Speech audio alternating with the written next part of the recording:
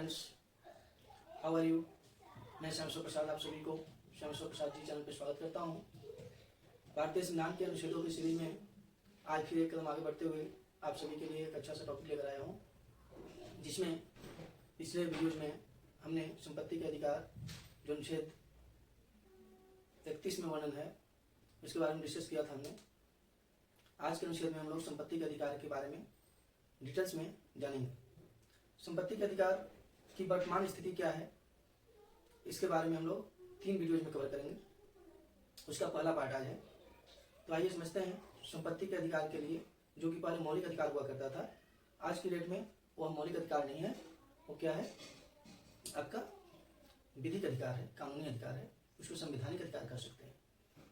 तो आज की डेट में आप सभी को ज्ञात हो गया कि संपत्ति का अधिकार हमारा मौलिक अधिकार नहीं रहा, यह एक विधिक या कानूनी या संवैधानिक अधिकार है।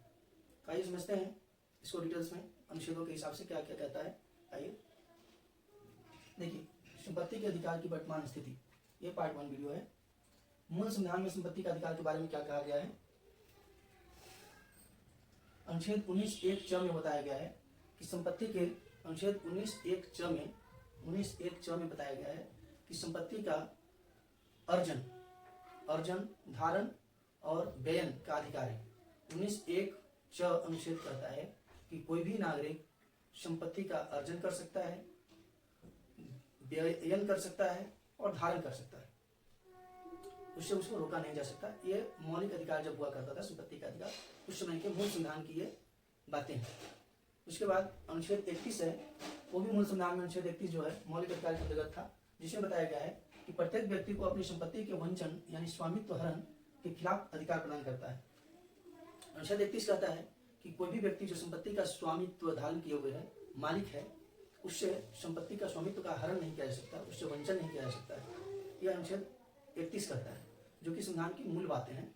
मूल संविधान में यह वर्णन था जब हमारा संपत्ति का अधिकार मौलिक अधिकार हुआ करता था। आइए आज जानते हैं वर्तमान में क्या स्थिति है। वर्तमान में संपत्ति का अधिकार हमारे संविधान में 44वें संविधान संशोधन 1978 में हुआ, उसके द्वारा संपत्ति के अधिकार को भाग 3 से निकाल दिया गया, यानी मौलिक अधिकार के रूप में इसे हटा दिया गया।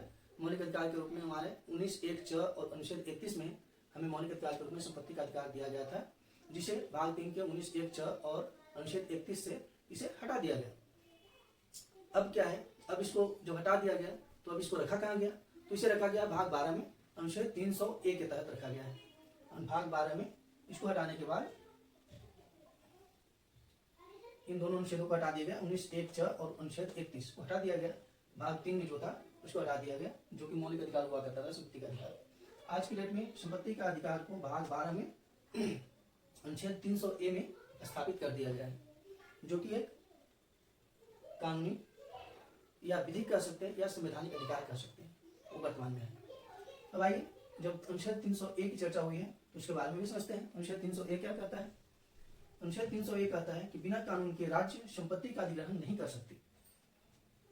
बिना कानून के जो भी राज्य है, राज्य कहने का मतलब होता है सरकार से, केंद्रीय सरकार या स्थानीय सरकार, राज्य सरकार। राज्य का मतलब होता है एक गवर्निंग बॉडी। तो हम लोगों को ये समझना है कि अनुच्छेद 300(a) में कहता है कि बिना कानून के राज्य संपत्ति का अधिग्रहण नहीं कर सकती है। यह अनुच्छेद 300(a) में साफ साफ बताया गया है। तो अब वर्तमान में आपको फिर से मैं रिपीट कर दूं कि 300(a) जो है, इसके तहत कानून के तहत संपत्ति का अधिकार राज्य बिना कानून के अधिग्रहण नहीं कर सकती है, और अब संपत्ति का अधिकार एक कानूनी संवैधानिक अधिकार है, मौलिक अधिकार नहीं है। तो दोस्तों, उम्मीद है आप सभी को ये वीडियो पहले की वीडियो की तरह ही पसंद आया होगा, और यदि आपको ये वीडियो पसंद आया है तो लाइक, सब्सक्राइब और कमेंट करें, शेयर भी करें, ताकि हमें मोटिवेशन मिले। हमें आपसे यही उम्मीद रहती है कि आप मेरे वीडियोज़ को लाइक करें, कमेंट करें, शेयर करें, सब्सक्राइब करें चैनल को, ताकि हमें मोटिवेशन मिले और हम आपके लिए अच्छे से अच्छे कंटेंट ला सकें। थैंक यू, धन्यवाद।